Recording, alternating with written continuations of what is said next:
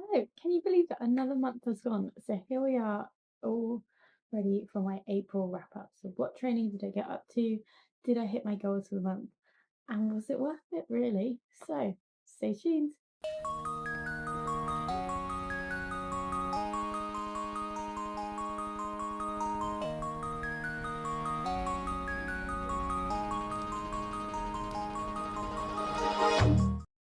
My overall goal this month was to stick to the plan. I think I roughly did. I think every week there was probably like one run that I probably didn't do. It feels like I skipped a lot more, but I think maybe what happened is I just adapted the plan. So instead of doing like maybe 10K, maybe I did 7, things like that. So little like chopping of bits and pieces that I missed out in order to make myself kind of do more of the plan. So I think in terms of sticking to it, I've done about 14 runs, whereas I had planned to do 17.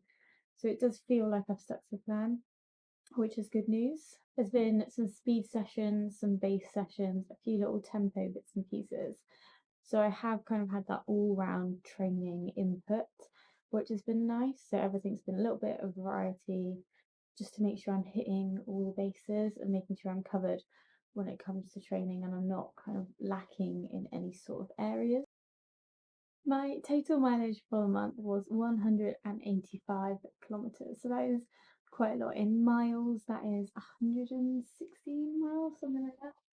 No, 115. Pretty close, pretty close. And that is actually one of the furthest that I've run, well, probably forever in a month. So I can't really not be pleased with that. And there were a few like long events. So there was a 22-mile and a half marathon that kind of played into that. So that definitely helped in terms of getting some mileage in and just totaling up that total distance. However, I thought it would also be a little bit interesting to have a look at the elevation. So I did about 3,200 meters of elevation this month, which compared to normal was about double. I know about a third of that was from the X-Axis because that was quite hilly. But yeah, I thought that was a little bit interesting. So not only have I run further, I've also been running more uphill, which is kind of granted if you are running further, but it does feel like percentage wise, there's probably been a little bit more uphill, which might kind of explain why I've been kind of feeling a little bit tired. Um, Maybe just that extra load has actually been doing something somewhere, and I'm actually just feeling it in terms of like just needing a little bit of extra sleep or just a little bit more to help me wake up in the mornings. So even if I've not been challenging my speed as much as I thought I was, I've definitely been challenging my like strength uphill, um, as well as like doing a little bit extra cycling because I'm I didn't really realize I've been running that much. So maybe that's it. I've been doing a bit more cycling as well, so just been a little bit more active, I guess, because the weather's been it's been a little bit nicer, but then on days where it hasn't been as nice, it's been a lot worse. So we've kind of had the extremes all of April within the UK. And hopefully, so far, May's been all right, but we'll see. We're only a few days in.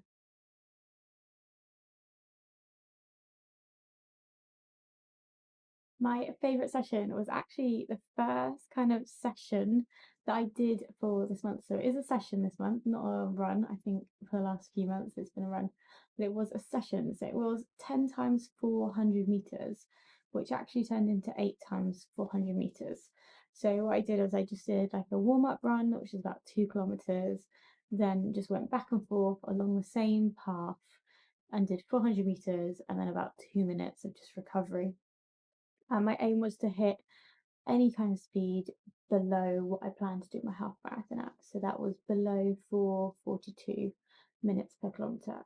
And overall, I hit everything at about a 4:05 pace, so quite a lot speedier. So that kind of gave me a little bit of faith. But then I was slowing down on kind of rep 6, which is why I did dip out at 8 because I figured quality over quantity. I don't want to push it too much and then not be able to run and fit in the rest of the runs that week. Yeah, it was nice to be able to feel that speed in my legs and know that I can do it. It's now just building in the stamina and ensuring that I can keep that pace over a longer distance because obviously 400 meters isn't a lot. And if you're having to recover for 2 minutes every single time, it's not really going to help you too much in a half marathon unless that's how you want to run it. But that obviously will decrease your average speed quite a lot. I don't really regret like dipping out at 8 because I do feel like I would have sacrificed a little bit if I had have kept going at 10. Whilst like whenever you get back from that kind of run, you do feel like, oh, maybe I could have done a few more, or like I don't feel so bad now. It's always the day after where you're like, actually no, that was probably fine. So I'm happy with what I did and managed to do. Could I have gone further? Probably. Did I want to do it in that first session? No. So maybe if I come back to it before the half marathon, I'll try and do the full 10 and get that in the books.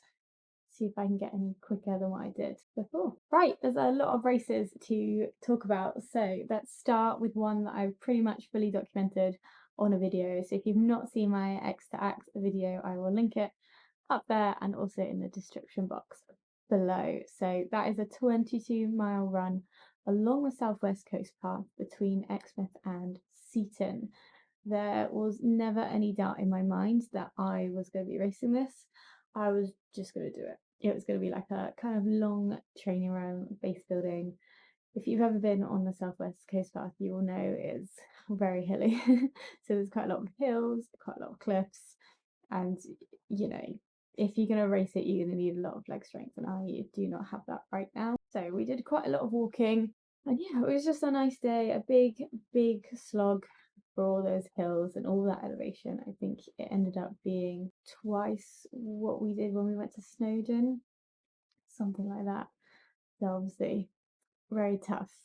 But yeah, in terms of hills, I can't seem to get up them really at any more than a jogging pace at the moment. So definitely walked them. And then I do quite well leading up to events with quite a lot of like base building and long slow runs. And I find that they're good for me. It's just having that motivation to go out for a long slow run. I just don't seem to have. I feel like there's always a million things to fit into the day, that spending 3-4 hours outside just doesn't really appeal to me that much. So the only way I can really do it is if it's built into the day and we're going out maybe with some friends or, you know, parents, family, just and building it in that way. So when it was an event, it was just nice to just be able to like, right, we've got this time, this is what we're doing today.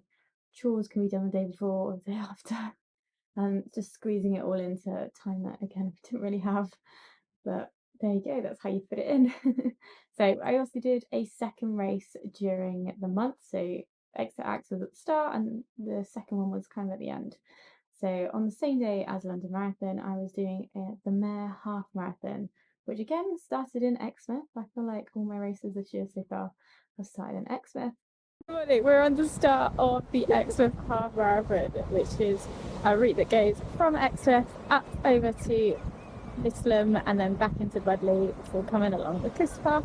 So it's fairly similar to the Exeter Axe route in the fact that you do that coast path section between Budley and Exmouth, only this time we're going the other way around.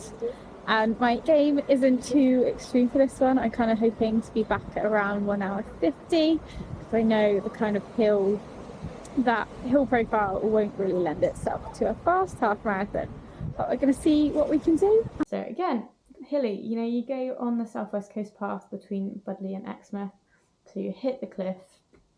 I spent most of the race thinking I was like second, third, a kind of area, and then about 5k towards the end I got overtaken by another lady, and we then kind of spent a few kilometers just like overtaking each other. So I was overtaking on the downhill, she was overtaking on the uphill, and then there was just quite a lot more uphill on that section coming back. So in the end I was 4th, which isn't bad.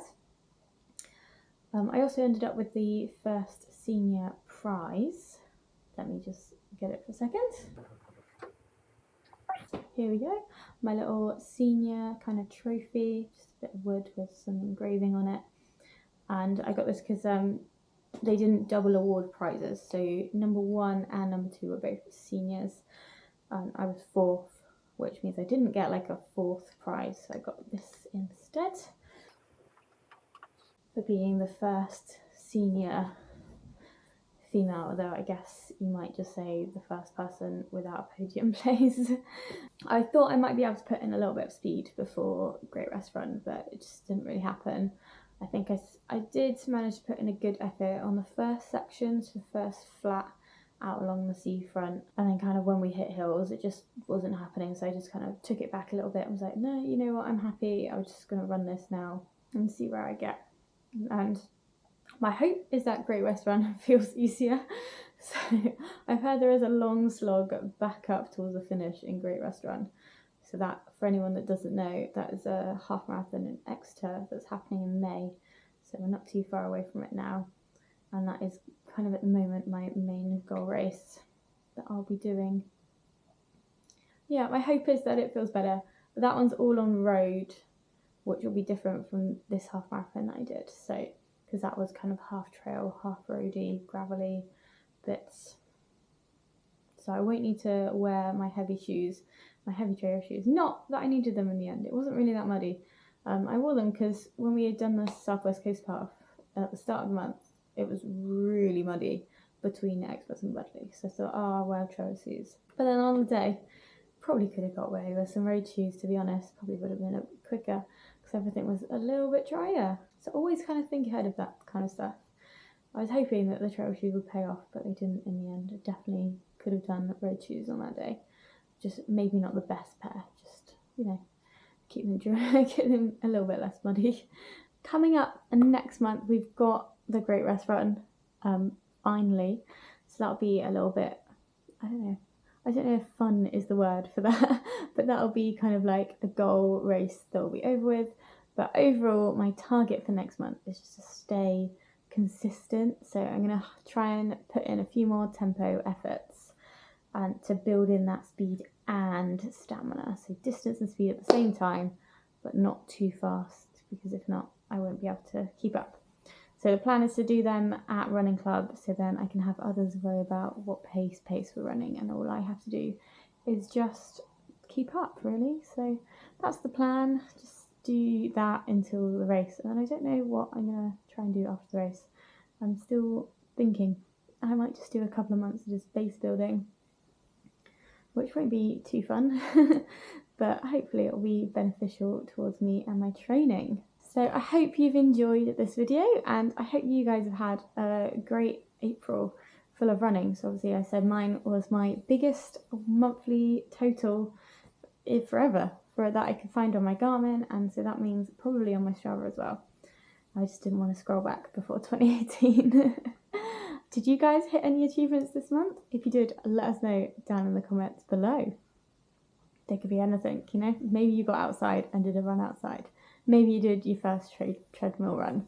Any achievement counts. Go give yourself a shout out and be proud of yourself and what you've achieved.